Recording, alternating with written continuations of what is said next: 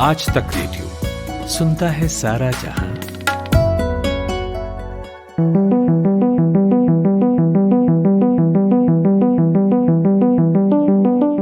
Britain की telecom company है Vodafone. Bharat में अब यह कंपनी आइडिया के साथ मिलकर वी बन गई है। वोडाफोन ने भारत सरकार के खिलाफ अंतर्राष्ट्रीय मध्यस्थता का एक अहम मुकदमा जीत लिया है। यह रकम करीब 20,000 करोड़ रुपए का था और यह रेट्रोस्पेक्टिव टैक्स का मामला था। क्या होता है रेट्रोस्पेक्टिव टैक्स, बताएंगे आपको आगे और समझाएंगे आपको पूरी कहानी कि आखिर यह पूरा मामला है क्या। दरअसल वोडाफोन और सरकार के बीच 2016 में एक सहमति नहीं बन पाई थी। कोई सहमति ना बन पाने के कारण कंपनी ने इंटरनेशनल कोर्ट ऑफ जस्टिस का रुख किया था और एक लंबी सुनवाई के बाद अब फैसला वोडाफोन के पक्ष में आया है। और यह वोडाफोन के लिए एक बहुत ही राहत भरी खबर है, खासकर तब जब भारत के बाजार में कंपनी अपने आप को फिर से स्टैब्लिश करने के लिए जद्दोजहद कर रही है और उसे जियो और एयरटेल से सीधी टक्कर मिल रही है। क्या था पूरा मामला, कितना दिलचस्प था यह मामला और कैसे यह मामला इंटरनेशनल कोर्ट तक पहुंचा। नमस्कार, मैं हूं ऋतुराज और इसी पूरे मामले को समझने के लिए मैंने बात की मनु कौशिक से। मनु कौशिक टेलीकॉम को कवर करते हैं और यहां से आने वाली हर खबर पर बहुत बारीकी से नजर रखते हैं। पिछली दफा जब वोडाफोन और आइडिया ने मिलकर वी लॉन्च किया था तब भी हमने इनसे बात की थी और उसे बहुत विस्तार से, बहुत ही आसान भाषा में समझा था। आज फिर हमारे साथ हैं मनु कौशिक। स्वागत है सर आपका। और सबसे पहले यही बताएं कि ये पूरा मामला था क्या और ऐसा क्या हो गया था कि इसे अंतर्राष्ट्रीय अदालत में लेकर जाना पड़ा, इंटरनेशनल कोर्ट में लेकर जाना पड़ा और फिर वहां वही हुआ जो सुप्रीम कोर्ट में भारत में हो चुका था। देखिए, बहुत लंबा मामला है। ये टेलीकॉम सेक्टर जो है ये मैं एक जोक के कारण जोक की तरह लिया जाता है एक टेलीकॉम सेक्टर में कि इस टेलीकॉम कंपनी जो है टेलीकॉम सेक्टर में वो पैसा कम बनाती हैं और जो लॉयर जो है वो ज़्यादा पैसा बना चुके हैं। बनस्पत जो लॉ टेलीकॉम कंपनीज हैं उसका मुख्यतः कारण यही है कि जो टेलीकॉम कंपनीज हैं ये आप शुरुआती दौर से देखेंगे तो ये बहुत ही पेचीदा सेक्टर रहा है। टेलीकॉम कंपनी शुरू से ही किसी न किसी कानूनी पचड़े में पड़ ही रही हैं और ये लंबे लंबे केस चलते रहे हैं। अभी ये वोडाफोन का जो केस है जैसे कि हम बात कर रहे हैं, ये केस शुरू हुआ था 2009 में। अब ये जाके अब सिमटा है, अभी भी सिमटा गया है, मतलब अभी एक आसार दिख रहा है कि सिमट गया है। अभी पता नहीं सिमटेगा कि नहीं सिमटेगा, क्या इसका फ्यूचर है वो दिखेगा। बट अभी फॉर नाउ अभी लगता है कि इस केस को क्लोजर मिल गया है। मुद्दा ये शुरू होता है 2007 से एक्चुअली, जब ये डील हुई थी हचिसन एसआर और वोडाफोन ग्रुप के बीच। आपको याद होगा हच हम लोग जिसे बोलते थे, हच बहुत बड़ा ब्रांड होता था और एयरटेल दूसरी तरफ बहुत बड़ा ब्रांड होता था। तो लोगों के, और तीसरा ब्रांड होता था रिलायंस। तो लोगों के पास टाटा था बट उतना बड़ा नहीं था जितने ये तीन थे। बीएसएनएल और एमटीएनएल आपको पता ही है शुरू से ज़्यादा उनका प्रभाव जो है शहरों के मुकाबले गाँव में ज़्यादा रहा है। टाटा डोकोमो की आप बात कर रहे हैं, जिसे हम लोग टाटा डोकोमो क्या करते हैं। टाटा डोकोमो के कनेक्शंस भी थे बट बहुत लिमिटेड थे। टेलीकॉम कंपनीज ले दे के तीन ही थी, मतलब बड़ी रिलायंस जो कि उस टाइम पे अगर आपको याद होगा तो बहुत ही धमाका कर रखा था रिलायंस ने उस टाइम। कर लो दुनिया मुट्ठी में कैंपेन कौन भूल सकता है उनका। एग्जैक्टली। तो बाकी ले दे के दो बड़े प्लेयर थे, एयरटेल और हच को फिर खरीद लिया आपका वोडाफोन ने 2007 में। बहुत ही ऐतिहासिक डील थी, बहुत ही अपने आप में एक बड़ी डील थी क्योंकि वोडाफोन जो कि ऑलरेडी मतलब कितने सारी कंट्रीज में ऑलरेडी एग्जिस्ट करता था, उसका इंडिया में आना एक बहुत ही बड़ा मूव था क्योंकि इंडिया को बहुत सीरियसली ले रहे थे। तो इसका मतलब एक बहुत अच्छा मैसेज आ रहा था ग्लोबल इन्वेस्टमेंट कम्युनिटी के पास कि India is going to be a very big market for big companies like Vodafone.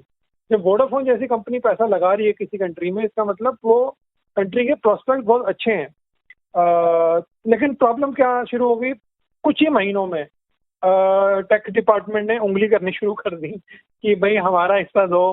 Capital gains tax करके एक भूत होता है, आपने पढ़ा भी होगा कि जब आप कोई खरीद फरोख्त करते हैं किसी प्रॉपर्टी की जैसे खासतौर से, तो उससे आपको सरकार को एक हिस्सा देना पड़ता है, कैपिटल गेन टैक्स। तो मतलब मुनाफे पे मुनाफा कमाने वाली जो बात है।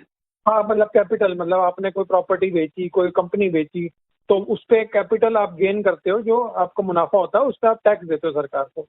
तो ये मुद्दा कुछ महीनों में ही वोडाफोन के आने के बाद ही शुरू हो गया था।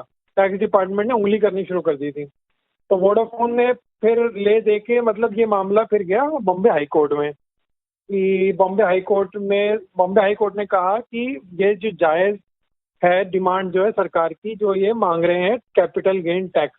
वोडाफोन का कहना ये था कि ये ट्रांजैक्शन जो हुई है हचिसन और वोडाफोन के बीच, ये हुई है केमैन आइलैंड में। केमैन आइलैंड जो आपको पता है एक बहुत बड़ा एक टैक्स हेवन बोलते हैं, जहाँ पे बहुत सारी शेल कंपनीज भी एग्जिस्ट करती हैं। लेकिन वहाँ पे बहुत टैक्स की राहत मिलती है, तो कंपनीज प्रेफर करती है कि वहाँ पे या तो अपना बेस डालें या वहीं पे ट्रांजैक्शन करें। तो ये डील हुई थी केमैन आइलैंड में, और ये वोडाफोन का एक बात और कहना था कि ये जो डील हुई है दो फॉरेन कंपनीज के बीच हुई है। वोडाफोन आपको पता है यूके कंपनी है, और हचिसन जो है वो हांगकांग की कंपनी है। तो उनका कहना था दो फॉरेन कंपनीज ने पराए लैंड में डील करी है, तो इसमें सरकार का क्या रोल है भाई, हम सरकार को टैक्स क्यों दें? यहाँ पे डील होती, यहाँ पे कुछ होता तो बात बनती। और मुद्दा फिर ये खिंच के चला गया सुप्रीम कोर्ट में। सुप्रीम कोर्ट ने एग्जैक्टली यही बोला कि ये जो है नॉन रेजिडेंट कंपनीज हैं, उनके बीच ट्रांजैक्शन हुई है, तो ये इसमें टैक्स का कोई सवाल नहीं उठता। लेकिन बहरहाल तब तक ये हो गया था कि सरकार ने इस इशू को अपने ईगो पे ले लिया था।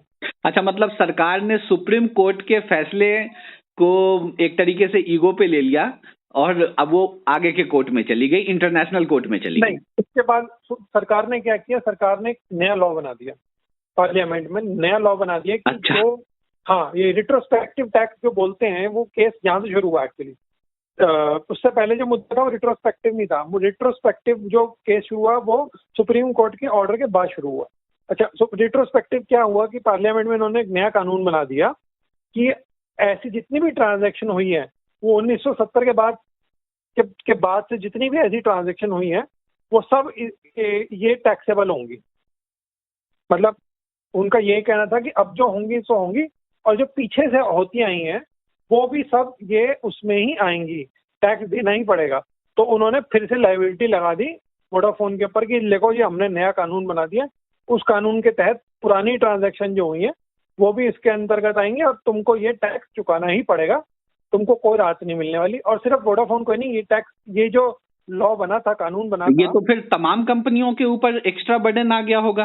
ये बहुत सारी कंपनीज के ऊपर बर्डन आ गया अचानक से। और बड़ी बड़ी जो केस थे, वो एक केन एनर्जी था, जो आपको याद होगा, केन एनर्जी, उसके ऊपर एक बहुत बड़ा बर्डन आ गया। एक निसान करके कंपनी थी, उसके ऊपर बहुत बड़ा बर्डन आ गया। वोडाफोन के ऊपर तो आया। तो ये सारी companies international court of arbitration में चली गई। उसके बाद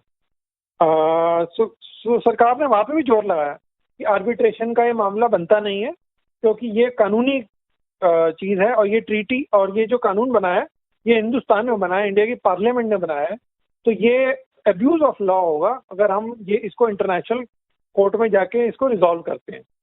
तो लेकिन फिर से ये केस हाई कोर्ट में गया, फिर हाई कोर्ट से फिर सुप्रीम कोर्ट में गया। तो फाइनली सुप्रीम कोर्ट और हाई कोर्ट दोनों ने ये बोला कि ये सरकार जो बोल रही है कि ये कोर्ट इंटरनेशनल कोर्ट में नहीं जा सकता, ये गलत है। ये जा सकता है केस, और वोडाफोन के पास पूरा हक है कि ये जाके इंटरनेशनल कोर्ट में वो लड़ सकती है केस, आर्बिट्रेशन कोर्ट में सरकार के खिलाफ। तो ये वहां से 2014 से आर्बिट्रेशन प्रोसेस आपका शुरू हो गया। 2014 से 6 साल होते होते आज जाके ये डिसीजन आया है। अभी भी दो इंटरनेशनल आर्बिट्रेशन कोर्ट में था, एक यूके वाले में था और एक नीदरलैंड वाले में था। जो आज का डिसीजन आया नीदरलैंड वाले में आया। तो खैर मानने उसमें साफ ये था कि कोई सा भी डिसीजन आता है वही मान्य होगा। मतलब अगर यूके का पहले आया था तो यूके का मान्य होता, नीदरलैंड का आया तो नीदरलैंड का मान्य है। तो बहरहाल अब ये डिसीजन जो है वोडाफोन के फेवर में आ गया है। तो सरकार के ऊपर अब ये बोला गया है, नीदरलैंड वाली कोर्ट ने हेग में जो है उसने ये बोला है कि आप जो है, आपका जो कहना है कि टैक्स जो बनता है ये बिल्कुल सरासर गलत है। आप उनसे कोई टैक्स नहीं मांग सकते। इनफैक्ट आप टैक्स तो भूल जाइए, आप इनको पैसे दीजिए जो इन्होंने जो केस लड़ा है ये इंटरनेशनल कोर्ट में, आप इसको लीगल फीस इनको चुकाइए। इनको लेने के देने पड़ रहे हैं, अब लेने के देने पड़ रहे हैं। और अब अभी एक और, मैं अभी किसी से बात कर रहा था, एक लॉ लीगल एक्सपर्ट थे, तो उनका ये कहना है कि ये एक मतलब सरकार के लिए मुसीबतों का पिटारा खुल गया है। क्यों? क्योंकि ये केस जो है एक तरीके का बेस बन जाएगा जो बाकी आर्बिट्रेशन केस चल रहे हैं सरकार के इंटरनेशनल कोर्ट में, जैसे मैंने आपको बताया निसान वाला है और आपका जो है केन एनर्जी वाला है, ये उनके लिए बेस बन गया है। ये सिर्फ एक केस नहीं है, इस केस को आपको और केस के लिए ये जैसे सुप्रीम कोर्ट होती है अपना एक पुराना डिसीजन को देखती है नया डिसीजन लेने के लिए, इसी तरह ये एक नया एक तरीके का क्या कहते हैं उसको एक ट्रेंड सेट करेगा ये केस भारत सरकार के खिलाफ इंटरनेशनल कोर्ट में। हाँ, ये प्रेसिडेंट बन गया है एक। अब ये केस एक जो लॉ अगला जो वकील होगा वो लेके जाएगा, देखो जी ये केस ऐसा लड़ा गया था और ये डिसीजन आया था, तो सरकार की जो है अब इंटरनेशनल कोर्ट में आर्बिट्रेशन केसेस को लेके इसी लाइन पे कमजोर स्थिति हो गई है। अच्छा, यहाँ से एक सवाल बनता है मनु कौशिक जी कि ये वोडाफोन के लिए कितनी राहत भरी खबर है, खासकर तब जब वो इंडिया में अपने ब्रांड को लेकर स्ट्रगल करता हुआ दिख रहा है और मार्केट में पहले से उसके ऊपर बहुत ज्यादा कर्ज है। देखिए, वोडाफोन के लिए तो बल्ले बल्ले सी होगी एक तरीके से देखा जाए, क्योंकि पिछले 4 हफ्ते पहले 1 सितंबर को मुझे याद है, आपको पता ही है वो एजीआर वाला डिसीजन आया था, जो कि मतलब ऐसा नहीं कि बहुत बड़ी राहत मिली थी, बट ये है कि एक तो होता है आप एक को किसी को एकदम से छुरा घोंप के मार दें और एक होता है धीरे धीरे करके मारें, तो वो उसमें फर्क आ गया थोड़ा कि अभी जो है वोडाफोन के पास मौका है कि वो बच सकती है। मतलब एकदम से उसको खत्म नहीं करा जा सकता। अगर एक साथ पेमेंट करनी पड़ती तो खत्म हो जाती कंपनी, नहीं बचती। अब ये है कि 10 साल में किस्तें बना दी तो चांसेस है कि बच जाएगी, तो वो एक बड़ा रिलीफ है। डिसीजन आया, बहुत बड़ा रिलीफ है। और आप देख ही रहे हैं पिछले 7, 8, 10 दिन से वोडाफोन ने एक नई ब्रांडिंग कैंपेन लॉन्च कर दी वी करके, जिसपे हमने पॉडकास्ट भी किया था, हमने आपने बात भी की थी वी की पूरी ब्रांडिंग पे। एग्जैक्टली। अब ये वी ब्रांडिंग मैंने आपको शायद पिछली बार भी शायद बताया था कि इसके 2 मेन जो है वो दिखते हैं रीजन। एक तो यह है कंपनी जो है अपना एक नया ब्रांडिंग बनाना चाहती है कि मैं जो है वो कस्टमर जो इसके खो रहे हैं वो खोने कम हो जाए, मतलब वोडाफोन से जो कस्टमर रिलायंस की तरफ जा रहे हैं वो कम हो जाए। तो एक तो ये उसमें फायदा करेगी जो इनकी नई ब्रांडिंग है, और दूसरा है कि ये शायद हो सकता है, एक पॉसिबिलिटी है, यू नेवर रूल आउट, शायद ये एक कस्टमर इन्वेस्टर को लुभाने का भी एक तरीका हो सकता है कि हमारी कंपनी के ऊपर से जितने भी शनि था वो टल गया है, तो हमारा जो है अब अच्छा ही टाइम आने वाला है, तो आप हमारे को खरीद सकते हैं। मतलब बहुत देसी भाषा में कहें तो वो खुला खेल फरूखाबादी हो गया है वोडाफोन के लिए अब बाजार। हाँ जी, बिल्कुल। एक सवाल और उठता है कि सरकार इतनी जल्दी हार मानती नहीं है, जहां तक आपने देखा है बाजार में। सरकार के पास अब क्या विकल्प बचे हैं, क्या क्या ऑप्शंस बचे हैं? सरकार के पास लार्जली जो है 2 ऑप्शन बचते हैं। एक तो ये सरकार जो है एक ये काम कर सकती है कि लोकल कोर्ट जो होते हैं, जो जहाँ पे ये आर्बिट्रेशन हुई है, जैसे कि हेग में हुई है, वहाँ के जो लोकल कोर्ट जो होता है, जैसे हेग का जो लोकल कोर्ट होगा, वहाँ का जो कोर्ट जो होगा, उसमें ये सरकार हो सकता है कि चैलेंज कर दे इस डिसीजन को, आर्बिट्रेशन को। और मैं एक और पहलू लाना चाहूँगा आपके आगे, बहुत इंटरेस्टिंग है, जो कि ये आर्बिट्रेशन का एक पैनल होता है। मतलब उसमें एक आदमी नहीं होता, उसमें काफ़ी सारे जजेस होते हैं, आर्बिट्रेटर्स होते हैं, सॉरी। आपको ये जान के हैरानी होगी, जो पैनल जो था उसमें यूनानिमस डिसीजन लिया गया है ये वोडाफोन के फेवर में। इसका मतलब ये है कि जो सरकार का जो नुमाइंदा बैठा हुआ था आर्बिट्रेटर उस पैनल पे, उसने भी वोडाफोन के फेवर में डिसीजन दिया है। अच्छा, तो मतलब एक जो सरकार की तरफ से वहां पे बैठा हुआ था, उसने भी सरकार के खिलाफ ही फैसला दे दिया।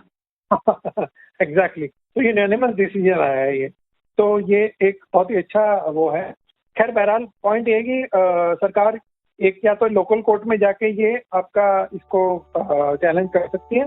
दूसरा ये होगा कि अगर ये जो अब डिसीजन आया है आर्बिट्रेशन का, ये अब इंडियन कोर्ट में जाएगा, मतलब एनफोर्समेंट के लिए, मतलब क्योंकि ये इंटरनेशनल कोर्ट का आया है, तो ये इंडियन कोर्ट में आएगा। एनफोर्समेंट मतलब इंडियन कोर्ट जो है वो सरकार को एक क्या बोलते हैं नोटिस भेजेगी कि आप इस फैसले को लागू कीजिए। तो वहां पे सरकार जो है उस एनफोर्समेंट को रोक सकती है, मतलब उस पे कुछ मतलब क्या कहते हैं लीगल पेंच फंसा सकती है। तो ये 1-2 ऑप्शन है सरकार के पास अभी भी। शुक्रिया मनु कौशिक जी, आपने हमसे इस पॉडकास्ट के लिए वक्त निकाला और ये जो इतना पेचीदा सा मामला था इसको बहुत आसान भाषा में समझाया। शुक्रिया अपना समय देने के लिए। आगे फिर कोई टेलीकॉम का विषय आएगा तो हम उस पर आपसे बात करेंगे। शुक्रिया ऋतुराज जी।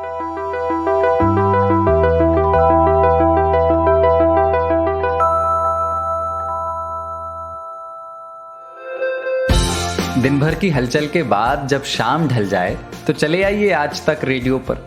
खबरों के सबसे अहम पड़ाव तक ले चलेंगे आपको। तसल्ली से बताएंगे कि दिन में हुआ क्या और जो हुआ उसका मतलब आपके लिए क्या था। फील्ड पर रहने वाले रिपोर्टरों की फौज है हमारे पास, एक्सपर्ट्स का जखीरा है। ये सब होते हैं इस डेली न्यूज एनालिसिस पॉडकास्ट में जिसका नाम है दिन भर, सोमवार से शुक्रवार हर शाम आज तक रेडियो पर।